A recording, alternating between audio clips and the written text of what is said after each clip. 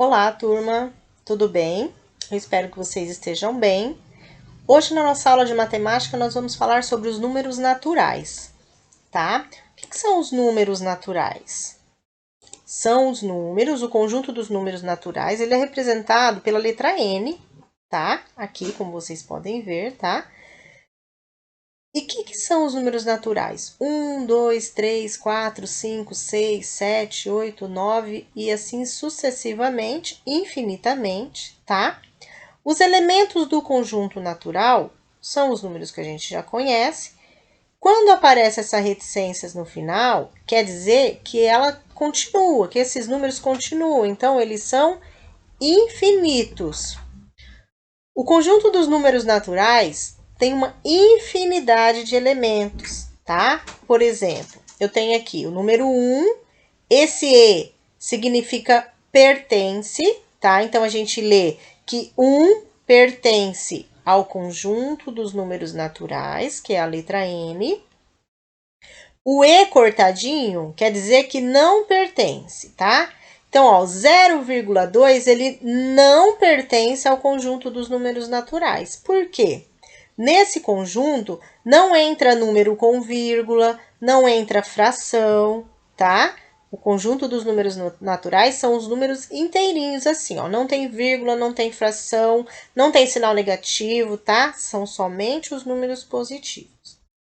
O símbolo E, que é o pertence, a gente utiliza entre um elemento e um conjunto e serve para afirmar que o elemento pertence àquele conjunto, tá? Igual aqui, eu estou dizendo que o número 1, ele pertence ao conjunto dos números naturais. Ele faz parte do conjunto dos números naturais, tá?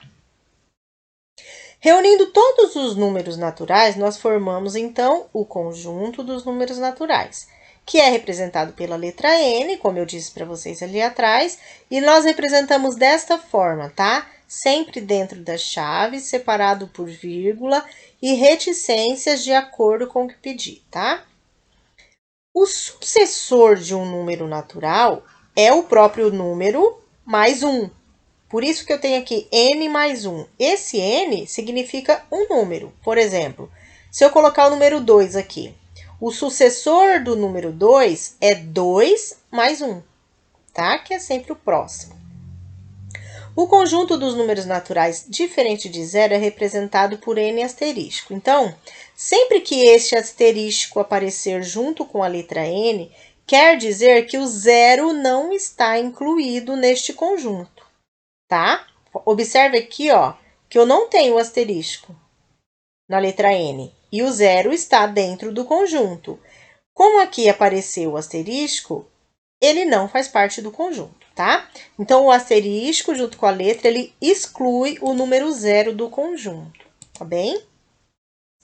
Subconjuntos de N, ou seja, subconjunto dos números naturais. Exemplo, o conjunto dos números naturais pares é um subconjunto de N. Por quê? Porque os números pares estão dentro do conjunto de N, ó, assim que a gente representa. Tá vendo? Ó? Essa bola azul representa todos os números naturais. E essa bola rosa quer dizer que os números pares estão dentro dos números naturais, tá? Então, como que eu represento o conjunto dos números pares? Ó, P de pares dentro das chaves, separado por vírgula e com reticências. Se por um acaso o exercício pedisse para vocês assim, represente os números pares até 10, por exemplo. Então, nós iríamos colocar 0, 2, 4, 6 e 8, fechar a chave aqui sem as reticências. Por quê? Porque ele me deu um fim. Ele só quer os números pares até o número 10, tá? Só coloca reticências quando há uma continuação, tá bem? Reta numérica. Nós temos aqui uma reta numérica, que a gente pode representar cada número natural por um ponto na reta. Todos os números, eles estão na reta, tá? Eles fazem parte dela. E essa reta chama reta numerada ou reta numérica, tá bem? Esta é a reta numérica, ó. O que significa essa setinha da reta? Significa que continua, tá? que eu não terminei aqui, não parou no número 11. Ele tem continuação, tá? É igual a reticências. Então, eu tenho uma reta numérica, a gente põe a setinha no final, dizendo que continua aqui, tá? Na mesma ordem, a reta é muito boa para vocês localizarem o sucessor e o antecessor de um número, tá? Por exemplo, número 1.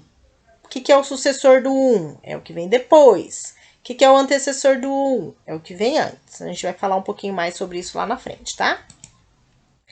Números pares e números ímpares. Par ou ímpar? Isso aqui vocês já viram, né? Lá no primário.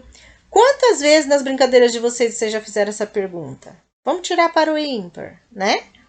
Mas você conhece os pares ou ímpares? Desculpa. Então, os pares são todos os números que terminam em 0, 2, 4, 6 e 8, tá? Não pode esquecer. E os ímpares são todos os números que terminam em 1, 3, 5, 7 e 9, tá? Então, o que determina se o número vai ser par ou ímpar é o último número. É o número que está na casa das unidades, tá? Ele determina se o número vai ser par ou ímpar. Para vocês entenderem melhor, ó, os números pares, ó, a gente consegue formar casal sem sobrar ninguém, tá vendo? Ó? Aqui eu tenho o J e o M, são 2, é um par. Aqui eu tenho 2 pares, ó, tá vendo? Tenho 4 peças, então é um número par.